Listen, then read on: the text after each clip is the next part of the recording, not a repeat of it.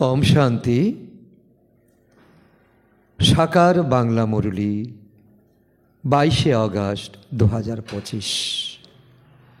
আজকে বাবা বলেছেন, মিষ্টি বাচ্চারা, তোমাদেরকে কে পড়াতে এসেছেন ভেবে দেখো, তাহলে খুশিতে রোমাঞ্চিত হবে।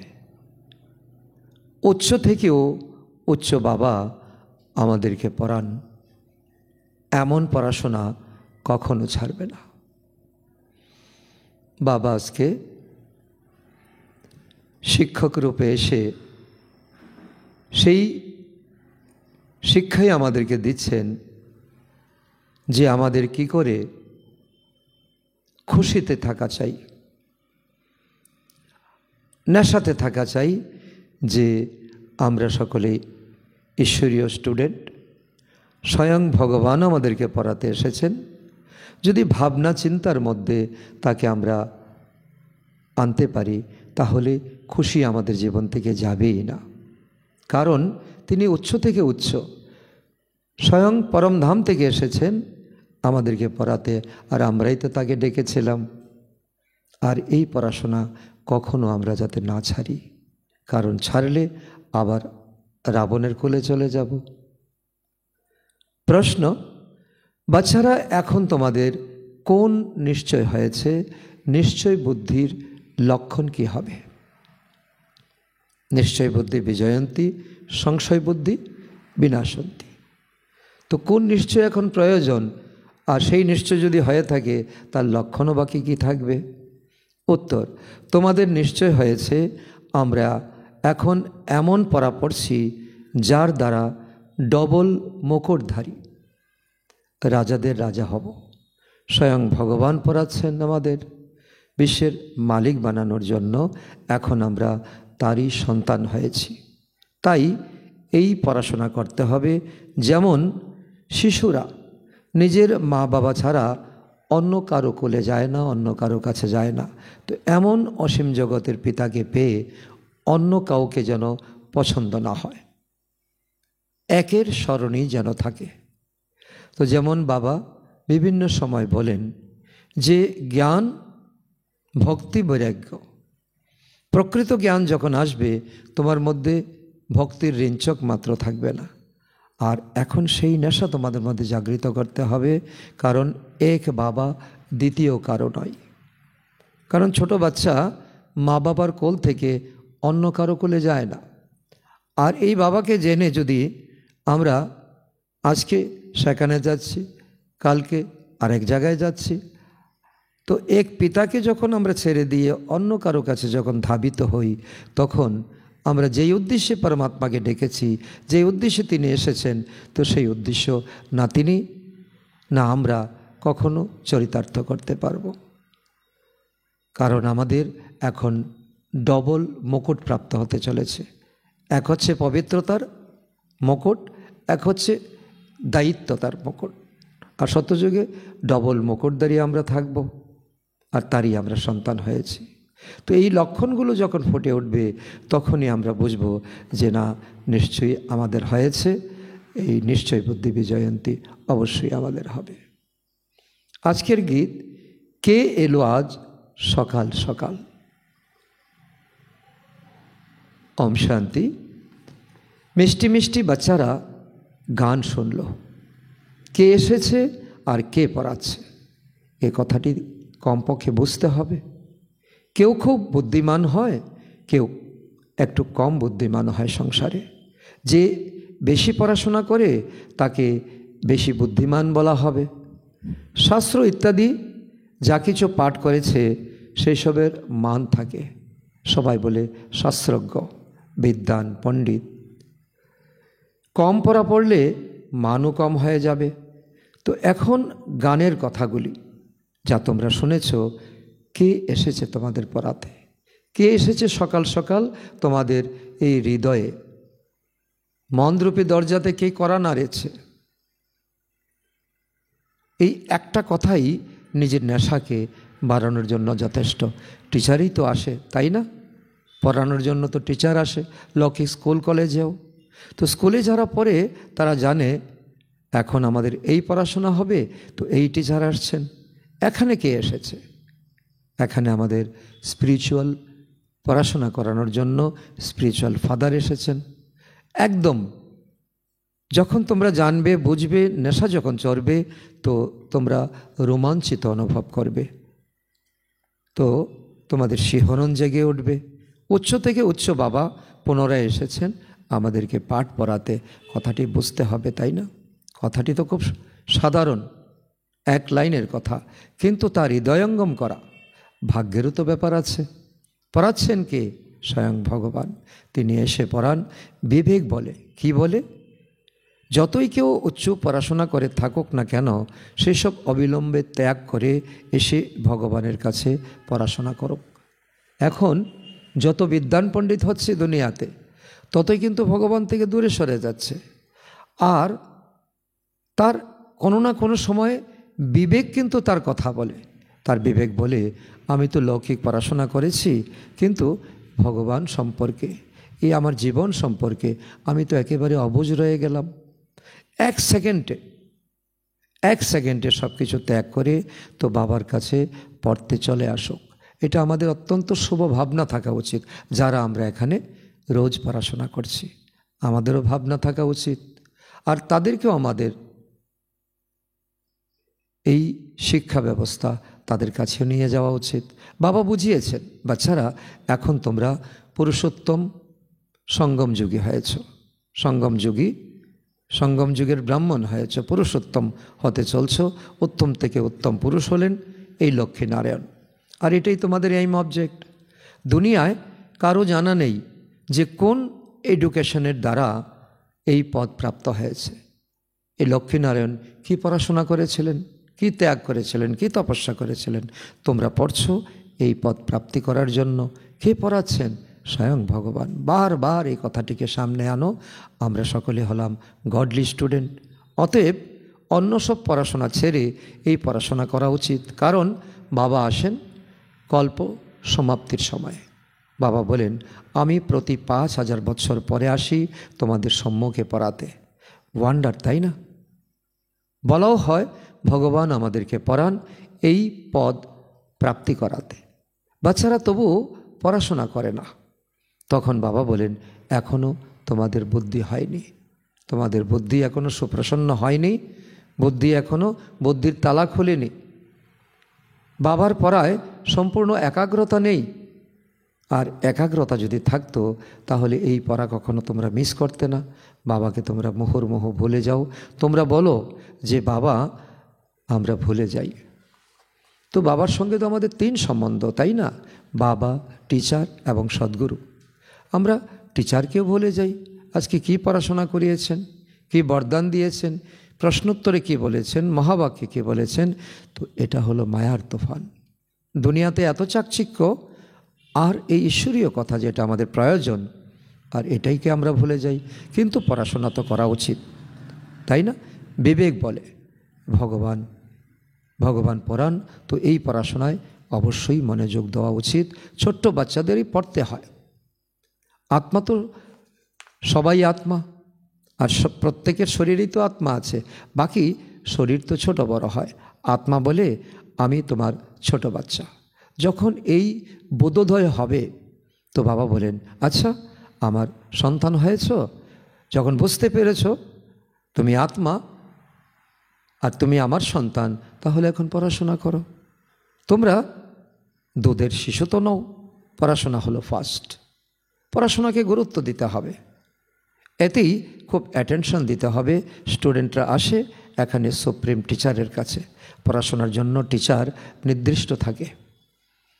ইংরেজি পড়াশোনা তো ইংলিশ টিচার করাবেন, ম্যাথমেটিক্স তো যিনি নির্দিষ্ট আছেন তিনি করাবেন। তবু সুপ্রিম টিচার তো আছে, তাই না? এখন আমরা যতই লৌকিক জগতের পড়াশোনা করে থাকি না কেন, এখন সুপ্রিম টিচার আছেন আমাদেরকে এপার থেকে ওই পার নিয়ে যাওয়ার জন্য। 7 দিনের ভাট্টিরও প্রশস্তি রয়েছে। বাবা বলেন, পবিত্র থাকো এবং আমাকে স্মরণ করো। আমি তোমাদেরকে কোনো কঠিন পরিশ্রম করাই না। দিব্যগুণ ধারণ করলে তোমরা এমন লক্ষ্মীনারায়ণ হয়ে যাবে, লক্ষ্মীনারায়ণের দুনিয়াতে যাবে। অসীম জগতের পিতাকে স্মরণ করতে হয়। শিশুদের যদি মা ও বাবা ছাড়া অন্য কেউ কোলে নিতে চায় তো সে যেতে চায় না, কারণ মা বাবাই তার কাছে প্রধান এবং বিশেষ। তোমরাও অসীমের পিতার সন্তান হয়েছ না, তো তোমরা কাউকে এখন পছন্দ করবে না। তো অনেকে তোমাদেরকে প্রলোভন দিতে থাকবে, আর এটা হলো এক প্রকারের মায়া। আর তোমাদের এখন পছন্দ এক বাবা। তো সে যাই হোক, কারো দিকে যত তোমাদের যেন বুদ্ধি না যায়। তোমরা জানো উচ্চ থেকে উচ্চ পিতার আমরা সন্তান হয়েছি। তিনি আমাদের ডবল মুকুটধারী রাজা তৈরি করছেন। এক হচ্ছে দায়িত্বের মুকুট, এক হচ্ছে পবিত্রতার মুকুট।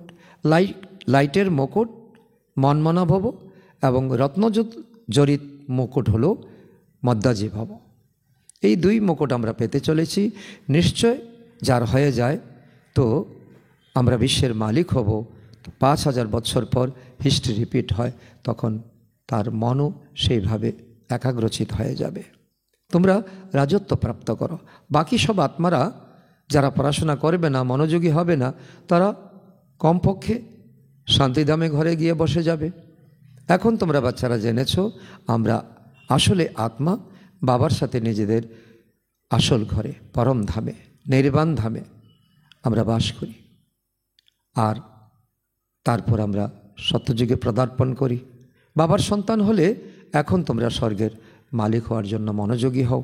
পরে বাবাকে ভুলে গিয়ে তো অরফান হয়ে যাও, কারণ এত সুন্দর পড়াশোনা বাবা করাচ্ছেন, আর এই পড়াশোনা যদি ভুলে যাও তাহলে মায়া তোমাদেরকে কোলে নিয়ে নেবে। ভারত এই সময় কিন্তু অনাথ হয়ে গেছে। অরফান তাদের বলা হয় যাদের পিতা মাতা থাকে না, অনাথ।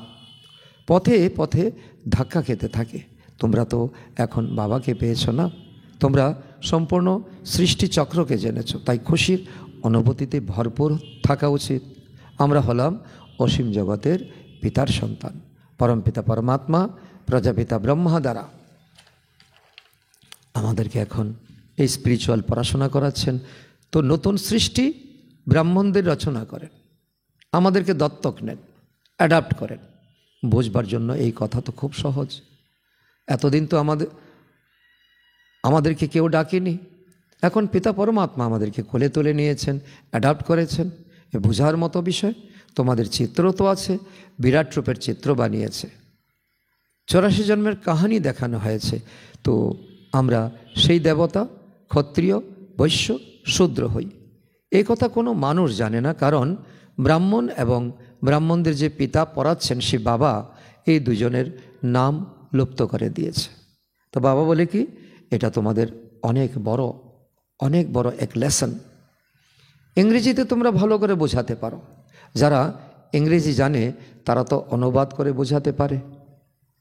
ফাদার হলেন নলেজফুল, তারই এই নলেজ আছে যে সৃষ্টিচক্র কীভাবে আবর্তিত হয়, সত্য, ত্রেতা, দ্রাপর, কলি কীভাবে আবর্তিত হয়, আর কোন জন্মে আমার কত পার্ট ছিল, কত আমার জন্ম ছিল, কত জন্ম আমি নিয়েছি। তো এই হলো পড়াশোনা। রোজ দিন তোমরা পড়বে, রোজ দিন তোমাদের আত্মা মনোযোগী হবে এবং একাগ্রচিত্ত থাকবে, পরমাত্মার সঙ্গে কানেক্টিভিটি থাকবে। তো যোগকেও বাবার স্মরণ করা বলা হয়, যাকে ইংরেজিতে কমিউনিয়ন বলে। বাবার সাথে কমিউনিয়ন, টিচারের সঙ্গে কমিউনিয়ন, গুরুর সঙ্গে কমিউনিয়ন সম্পর্ক। এ হলো গডফাদারের সঙ্গে কমিউনিয়ন, অর্থাৎ সংযোগ এবং আলাপ পরিচয়। এখন ইয়াদ মানে কি, তোমরা টিচারের সঙ্গে কথাবার্তা বলছো, গুরুর সঙ্গে কথাবার্তা বলছো, বাবার সঙ্গে কথাবার্তা বলছো, মাতার সঙ্গে পিতার সঙ্গে কথাবার্তা বলছো। স্বয়ং বাবা বলেন আমাকে স্মরণ করো এবং কোনো দেহদারীকে স্মরণ করো না। এটা শ্রীমদ্ ভগবান বাচ। এখন স্বয়ং ভগবান এসে বলছে এখন তোমার কাউকে স্মরণ করার ভগবান বিনা কোনো প্রয়োজন নেই, কারণ এখন তোমার অন্তিম জীবন।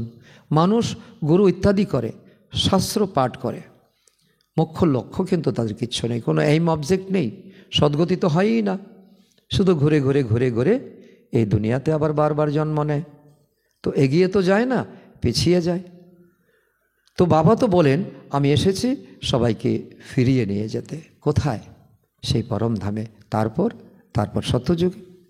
এখন তোমাদের বাবার সঙ্গে যুক্ত হয়ে থাকতে হবে, তাহলে তোমরা সেখানে পৌঁছে যাবে। ভালো রীতি স্মরণ করলে তবে তোমরা অবশ্যই নতুন দুনিয়ার মালিক হতে পারবে। এই লক্ষ্মীনারায়ণ কে ছিলেন? স্বর্গের মালিক ছিলেন, তাই না?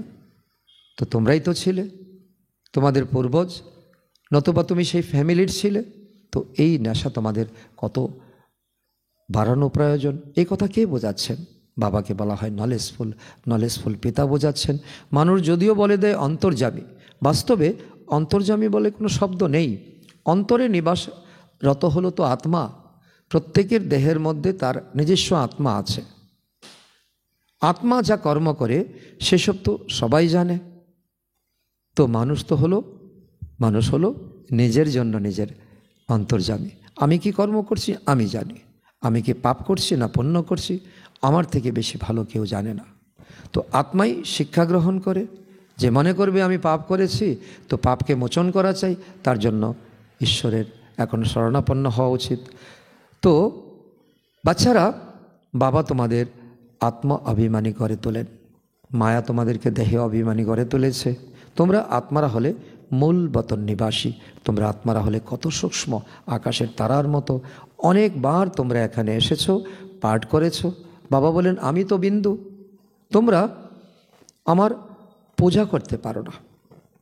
কারণ এক, আমার তো কোনো শরীর নেই, আমার তো কোনো পা নেই। দ্বিতীয়ত, কেন করবে? কোনো দরকার নেই। আত্মারা আমি তোমাদেরকে পড়াতে আসি। আমি ব্রহ্মার শরীর লোনে নেই, তোমাদেরকে রাজত্ব প্রদান করি। পরে রাবণ রাজ্যে গিয়ে তোমরা আমাকে ভুলে যাও। দ্রাপর যুগ থেকে সত্যযুগে ত্রেতাযুগে তো দরকার নেই, দ্রাপর যুগ থেকে তোমাদের যখন দরকার তখন কিন্তু তোমরা নিজেকে ভুলে যাও, পরমধামকে ভুলে যাও, আর বাবাকে ভুলে যাও, এই সৃষ্টিচক্রকে ভুলে যাও। সর্বপ্রথমে আত্মা আসে পার্ট প্লে করতে, আর মানুষ বলে 84 লক্ষ জন্ম হয়। কোথাকার কথা কোথায় লাগিয়ে দিয়েছে। কারণ ব্যাসদেবজি তো যেই দৃশ্য দেখেছেন আর গণেশজিকে দিয়ে যা লিখিয়েছেন, সেখানে দেখা, লেখা এবং বোঝা তার মধ্যে কিছুটা অন্তর হয়ে গেছে। ভগবান তো হলেন সত্য, আর ব্যাসদেবজি ছিলেন মানুষ। তো তিনি কোথায় যে ভুল করেছেন, আর সেই হিসাবে এই দুনিয়া এখন এই মন্ত্র জপ করছে 84 লক্ষ জনি ভ্রমণ করে একবার মানব জন্ম পাই। আসলে তা সত্য কথা নয়। ভগবান বলছেন, বাবা বলেন ম্যাক্সিমাম তোমাদের জন্ম হলো 84 জন্ম। বিদেশে গিয়ে এইসব কথা বললে তারা বলবে এই নলেজ আমাদের এখানে এসে বসে পড়াও। তোমরা যদি 1000 টাকা পাও, আমরা তোমাদেরকে 10-20 হাজার টাকা দেব। কারণ বিদেশি লোকদের তো কোনো ধনের অভাব নেই, তাদের অভাব আছে শান্তির, অভাব আছে সুখের। আমাদেরকে নলেজ শোনাও। গডফাদার আত্মাদের, অর্থাৎ আমাদেরকে পড়ান। আত্মাই জাজ ইত্যাদি হয়। যদিও মানুষ তো সবাই হলো দেহ অভিমানী, কারো কাছে কোনো জ্ঞান নেই। যদিও বড় বড় ফিলোসফার ইত্যাদি অনেক আছে, কিন্তু এই নলেজ কিন্তু কারো কাছে নেই। গডফাদার নিরাকার পড়াতে আসেন, আমরা তার কাছেই পড়াশোনা করি, আমরা সকলে গডলি স্টুডেন্ট। তো এই কথা শুনলে সকলে আশ্চর্য হয়ে যাবে। তারা এমনিতেই তো ভারতীয় যোগশাস্ত্র সম্পর্কে তাদের খুব আগ্রহ। আর যখন তোমরা গিয়ে তাদের কাছে এই কথা বলবে, তখন তো তারা তোমাদেরকে ছাড়বে না, তোমাদেরকে আটকে রাখবে, তোমাদের কাছ থেকে সেই কথা তো যত কষ্টই হোক তারা তোমাদের কাছে শুনতে চাইবে। এমন কথা তো কখনো শুনিনি, না পড়িনি কখনো। তো এক পিতাকেই বলা হয় লিবারেটর, গাইড। তিনি হলেন লিবারেটর। তাহলে তোমরা সত্য কথা বলে দাও। তো ভগবানকে যদি লিবারেটর, গাইড বলা হয়, তাহলে তোমরা কেন ক্রাইস্টকে স্মরণ করছো? তো এসব কথা ভালো রীতি যদি বোঝাতে পারো, তখন তারা আশ্চর্য হয়ে যাবে, বলবে সত্যি তো তাই। তো ক্রাইস্ট তো তিনি দেহধারী ছিলেন, তিনি তো ভগবান নয়। একবারও তো তিনি ভগবান নিজেকে বলেননি। তিনি বলেছেন I am the son of god. আমি ভগবানের সন্তান, আমি ভগবান নই, আই এম নট গড। তারা বলবে এমন কথা শুনেই দেখি, তখন তারা ইন্টারেস্ট জাগবে। প্যারাডাইসের স্থাপনা হচ্ছে, তার জন্য এই মহাভারতের যুদ্ধ আছে।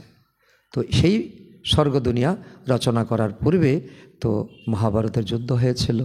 তো এই যুদ্ধ বাস্তবে মাঠের যুদ্ধ দেখানো হয়েছে হরিয়ানাতে, হরিয়ানার মাঠে যুদ্ধ দেখানো হয়েছে।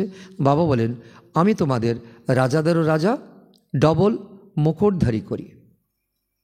পিউরিটি, পিস, প্রসপারিটি সবই ছিল তোমাদের সত্যযুগে, ত্রেতা যুগে। ভেবে দেখো কত বছর হয়েছে। ক্রাইস্টের 3000 বছর পূর্বে এদের রাজত্ব ছিল, তাই না? বাইবেলও আছে, বাইবেলে আছে খ্রিস্ট জন্ম 3000 বছর পূর্বে ভারত হ্যাভিন ছিল। তো তারাও বুঝে যে আমরা ছিলাম না, অন্য কেউ ছিল। তো তারা যখন তোমাদের থেকে এই সত্য কথা জানবে, তখন তারা উপচে পড়বে, তখন বলবে এটা তো স্পিরিচুয়াল নলেজ, ইনি তো ডাইরেক্ট সুপ্রিম ফাদারের সন্তান, এরা তো দেবদূত, তাদের কাছ থেকে তো তার কাছ থেকে রাজযোগ শিখছে ভগবান থেকে। তো আমরাও যাই, আমরাও শুনি ওয়ার্ল্ডের হিস্ট্রি, জিওগ্রাফি কীভাবে রিপিট হয়। এ হলো সম্পূর্ণ সেই নলেজ। আমাদের আত্মায় 84 জন্মের পার্ট ভরা আছে। এই যুগের শক্তি দ্বারা আত্মা শতপ্রদান হয়ে গোল্ডেন এজে চলে যাবে। তখন তাদের জন্য চাই রাজ্য চাই। তারা যখন কর্মাতীত হয়ে যাবে, তো এই পুরানো শরীরে তো থাকবে না। এই যোগের শক্তি দ্বারা আত্মা শতপ্রদান হয়ে গোল্ডেন এজে চলে যাবে, তখন তাদের জন্য রাজ্য চাই। সেই রাজ্যই এখন পরমাত্মা তৈরি করছেন তোমাদের দ্বারা, তোমাদের তন মন ধন দ্বারা। এই যুগের শক্তি দ্বারা আত্মা শতপ্রদান হয়ে গোল্ডেন এজে চলে যাবে। পুরানো দুনিয়া বিনাশও চাই। অতএব সামনে রয়েছে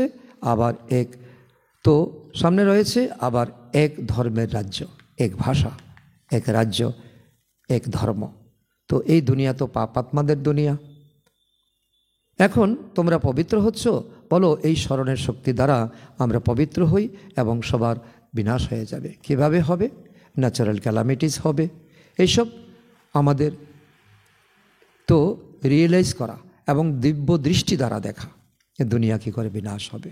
তোমরা এক্সপিরিয়েন্স শেয়ার করো, অনুভব শেয়ার করো। তো এই দুনিয়া শেষ হয়ে যাবে। এই দুনিয়ার এত অহংকার, এই দুনিয়ার এত তরক্কি। তো বাবা এসেছেন দেবতাদের ওয়ার্ড স্থাপন করতে। শুনেই বলবে, ওহ বাহ, এরা তো গডফাদারের সন্তান, এরা তো দেবদূত, অ্যাঞ্জেল।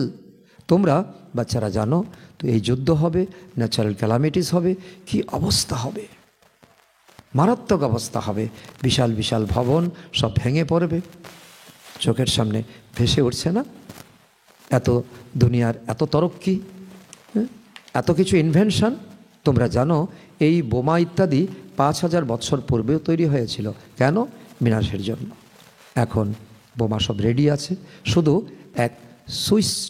এক সুইচ টিপ দেবে, বাস মুহূর্তের মধ্যে বিনাশ হয়ে যাবে। যোগবল কি? যার দ্বারা তোমরা বিশ্বে জয়লাভ করো, তা অন্যরা কেউ জানে না। বলো সায়েন্স তোমাদেরই বিনাশ করে। তোমরা সায়েন্স বলো, সায়েন্সের তরক্কি করো, আর এই সায়েন্স তোমাদের সর্বনাশ করবে। তোমাদের পরিবার, তোমাদের সভ্যতা সব কিছু ধ্বংস করে দেবে। আমাদের বাবার সঙ্গে যোগ আছে, তাই সাইলেন্সের শক্তি দ্বারা আমরা বিশ্বে তো জগৎজিৎ, বিশ্বকে আমরা জয় করব, মায়াকে আমরা জয় করব, আমরা শতপ্রদান হব। বাবা হলেন পতিত পাবন। পবিত্র দুনিয়া তো অবশ্যই স্থাপন করা হবে, আর এটা পরমাত্মার কাজ। পরমাত্মা তার সন্তানকে দ্বারা করাবে। তো ড্রামা অনুযায়ী ফিক্স আছে না? বোমা যা তৈরি আছে সেসব কি রেখে দেবে? সেসব তো মানুষের প্রতি ব্যবহার হবে। শহরে সভ্যতায় সেগুলা ব্যবহার করা হবে। তো এমন করে বোঝালে বুঝবে তো ইনি তো হলেন অথরিটি, ওদের কাছে সব কিছুর উত্তর আছে। তো ওনার মধ্যে গড ফাদার এসে প্রবেশ করেছেন, ব্রহ্মাকে দেখেও বুঝে যাবে। তো এও ড্রামায় নির্দিষ্ট আছে। এমন কথা বললে তারা খুব খুশি হবে। তো আত্মীয় স্বজন তোমাদের দিন দিন বৃদ্ধি পাবে। আত্মায় কীভাবে পার্ট ভরা থাকে, এ হলো অনাদি পূর্ব নির্দিষ্ট ড্রামা। তারপর ক্রাইস্ট এসে কি করেন? তোমাদের ধর্ম স্থাপনা করেন। এমন অথরিটি নিয়ে বললে বুঝবে তো বাবা সব বাচ্চাদের বসে বোঝাচ্ছেন। অতএব এই পড়াশোনায় বাচ্চাদের ব্যস্ত থাকা উচিত। যদি মনোযোগী হতে হয়, ব্যস্ত থাকতে হয়, এই পড়াশোনাকে নিয়ে ব্যস্ত থাকো। এই তাকে নিয়ে এখন রিচার্জ করো। বাবা, টিচার, গুরু 3 রূপে একজনই আছেন। তিনি নলেজ কীভাবে দেন তো সেই সব তোমরাই জানো। সবাইকে পবিত্র করে তিনি নিয়ে যান। ডিটি ডিনায়াস্টি দেবতাদের বংশ ছিল, তো পবিত্র ছিল দুনিয়া। গড গডেস ছিল, লক্ষ্মীনারায়ণ ছিল, রাম সীতা ছিল। কথা বলতে বলতে তোমাদের খুব দক্ষতা অর্জন করতে হবে, স্পিডও যেন ভালো থাকে। কারণ আটকিয়ে আটকিয়ে বললে তারা বুঝবে তো তারই তো দক্ষতা নেই, সে কি আর বোঝাবে আমাদেরকে। তাদের বলো বাকি সব আত্মারা সুইট হোমে থাকে, বাবা স্বয়ং নিয়ে যান। সকল আত্মাদেরকে নিয়ে যাওয়া ওনার অথরিটি। একমাত্র বাবা হলেন সর্বজনের সদ্গতি দাতা, তার জন্মস্থান হলো ভারত। সেজন্য বলে আমি ভারতে আসি। তাই এই স্থান খুব উচ্চ তীর্থস্থান হয়ে গেছে। সারা তীর্থ বারবার, আবতীর্থ একবার। নির্দ্বিধায় তোমরা বলতে পারো, সকলকে নিমন্ত্রণ করতে পারো। তোমরা জানো সবাইকে তমপ্রধান হতেই হবে ড্রামা অনুসার। পূর্বজন্ম সবাইকে নিতে হবে, ফিরে কেউ যেতে পারবে না, পুনর্জন্ম নিতে হবে। এমন এমন কথা বললে তারা তো অবশ্যই আশ্চর্য হয়ে যাবে। বাবা তো বলেন 2 জন একত্র হয়ে ভালোভাবে বোঝাতে পারবে। তো একের পর একজন অটোমেটিক কথা বলতে থাকবে, একজন একটু বিরাম নেবে আর একজন কথা বলবে। ভারত প্রথমে পবিত্রতার দেশ ছিল, তারপর অপবিত্রতা কিভাবে আসলো তো এই কথা তোমরা বোঝাতে পারো। তো পূজ্য থেকে পূজারি কী করে হয়ে যায়? অপবিত্র হয়ে তখন নিজেই নিজের পূজা করতে শুরু করে। রাজাদের মহলে দেখবে এক সুন্দর দৃশ্য, তারা দেবতাদের চিত্রকে পূজা করে। যারা ডবল মুকুটধারী ছিল আর তারা তো এখন মুকুটবিহীন অপবিত্র রাজা হয়ে গেছে, তারা হলেন পূজারী, আর ডবল মুকুটধারী হলেন পূজ্য। তাদেরকে তো গড গডেস বলা হবে না, কারণ তারা দেবতাদের পূজা করে। তো সেই জন্য অথরিটি নিয়ে সবার সামনে কথা বলো। নিজেই পূজ্য, নিজেই পূজারী পতিত হয়ে তখন রাবণ রাজ্য শুরু হয়ে যায়। রাবণ রাজ্যের বিগিনিং অর্থাৎ দ্রাপর যুগ, এই সময় হলো রাবণ রাজ্য। তো বসে এমন করে বোঝালে খুব মজা করে দেখাতে পারবে। গাড়ির 2টি চাকা যুগল হলে তো ওয়ান্ডার করে দেখাতে পারবে। পতিপত্নী যখন এক মতাদর্শী হয়ে চলবে, পবিত্রতায় ভরপুর হয়ে থাকবে, তখন তোমরা 2 জনে গিয়ে কোনো এক জায়গাতে কামাল করে দেখাতে পারবে। আমরা যুগল, পরে পূজ্য হয়ে দেখাবো। আমরা পবিত্র, শান্তি, সমৃদ্ধির উত্তরাধিকার প্রাপ্ত করি। নিজেকে ছাতি ঠুকে বলো, যে বুকে হাত দিয়ে বলো যে আমরা ভগবানের কাছে প্রতিজ্ঞা করেছি। তোমাদের চিত্র বের হয়, এ হলো ঈশ্বরীয় পরিবার। বাবার সন্তান আছে, নাতি নাতনি আছে, আর কোনো সম্পর্ক নেই, আর দুনিয়ার কোনো সম্পর্ক আমাদের প্রয়োজন নেই। নতুন সৃষ্টি এদের বলা হয়।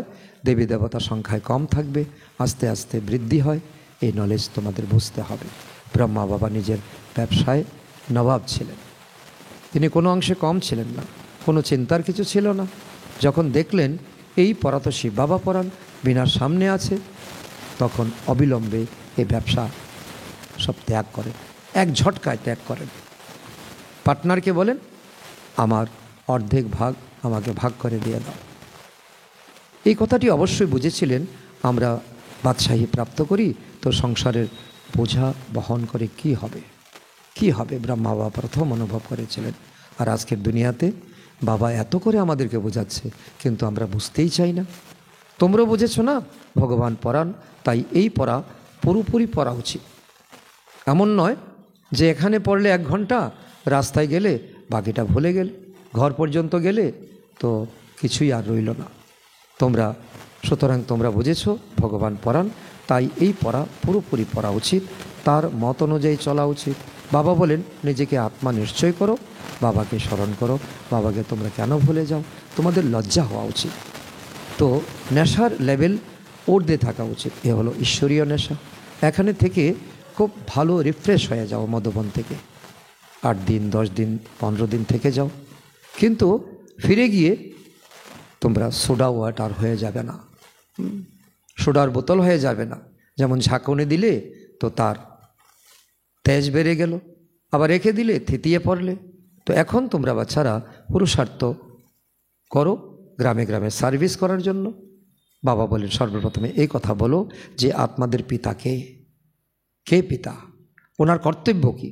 ভগবান তো হলেন নিরাকার, তিনি এই প্রতি দুনিয়াকে পবিত্র করেন। তিনি টিচার হয়ে এসেছেন, সদ্গুরু হয়ে তিনি নিয়ে যাওয়ার জন্য প্রতিজ্ঞা করেছেন, আমাদেরকে ফেলে রেখে যাবেন না।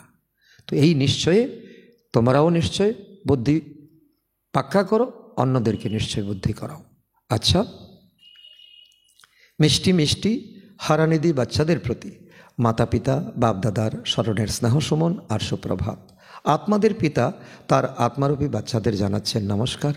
আমরা আত্মারূপী সন্তানরা আমাদের মাতা পিতা বাপদাদাকে জানাই স্মরণের স্নেহ সুমন, সুপ্রভাত ও নমস্কার। ধারণার জন্য মুখ্য সার: 1 নম্বর, স্বয়ং ভগবান সুপ্রিম টিচার রূপে পড়াচ্ছেন, তাই ভালোভাবে পড়তে হবে, তার মত অনুযায়ী চলতে হবে। নাম্বার 2, বাবার সাথে এমন যোগ রাখতে হবে যাতে সাইলেন্সের বল জমা হয়।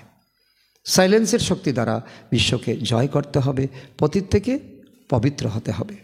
বরদান: সময় আর সংকল্পগুলিতে সেবাতে অর্পণ করে বিধাতা বরদাতা ভব। তো বিধাতা বরদাতা কী করে আমরা হব? সময়কে সংকল্পকে সেবাতে, সময় সংকল্প সেবাতে তোমাদের যা কিছু সব কিছু অর্পণ করো, তবেই বিধাতা বরদাতা হতে পারবে। এখন নিজের ছোট ছোট কথার পেছনে, শরীরের পেছনে, মনের পেছনে, সাধনের পেছনে, সম্বন্ধ বজায় রাখার পেছনে সময় আর সংকল্প লাগানোর পরিবর্তে এক সেবাতে অর্পণ করো। আমি এক বাবা, দ্বিতীয় আমার আর কেউ নেই, এই সমর্পণ সমারোহ মানাও। প্রত্যেক শ্বাসে সেবার লগন থাকবে, সেবাতে মগ্ন থাকবে, তাহলে সেবার লগনের দ্বারা স্ব উন্নতির গিফট শত প্রত্যেক শ্বাসে প্রাপ্ত হতে থাকবে। বিশ্ব কল্যাণে সকল্যাণ সমাহিত হয়ে আছে। এই জন্য নিরন্তর মহাদানী বিধাতা আর বরদাতা হও। স্লোগান: নিজের ইচ্ছাগুলিকে কম করে দাও, তাহলে সমস্যাও কম হয়ে যাবে। ইচ্ছাকে অবিদ্যা করে দাও। অব্যক্ত ইশারা: সহযোগী হতে হলে পরমাত্মা প্রেমের অনুভবী হও। তার অর্থ হলো, যেরকম লৌকিক রীতিতে কেউ কারোর স্নেহে লাভলীন হয়, তো চেহারার দ্বারা, নয়নের দ্বারা, বাণীর দ্বারা অনুভব হয় যে এ লাভলীন হয়ে আছে। প্রেমী লাভলীন হয়ে আছে, তাকে প্রেমী বলা হবে। এরকম যে সময়ে স্টেজে আসো, তো যতটা তোমাদের মধ্যে বাবার স্নেহ ইমার্জ হবে, ততই স্নেহের বাণ অন্যদেরকে ঘায়েল করতে পারবে, ঘায়েল করে দেবে দৃষ্টির দ্বারা, বাণীর দ্বারা, কর্মের দ্বারা। তো অন্যকে বাবার প্রতি আকৃষ্ট করতে পারবে। তো আজকের সমান আমি বিধাতা বরদাতা আত্মা। কারণ এখন ছোট ছোট কথার পেছনে সময় ব্যবহার নষ্ট না করে এখন সেবাতে, সংকল্পে এখন অন্যের কল্যাণের জন্য লাগাতে হবে, তবেই আমি বিধাতা হতে পারবো আর বরদাতা হতে পারবো। আচ্ছা, ওম শান্তি।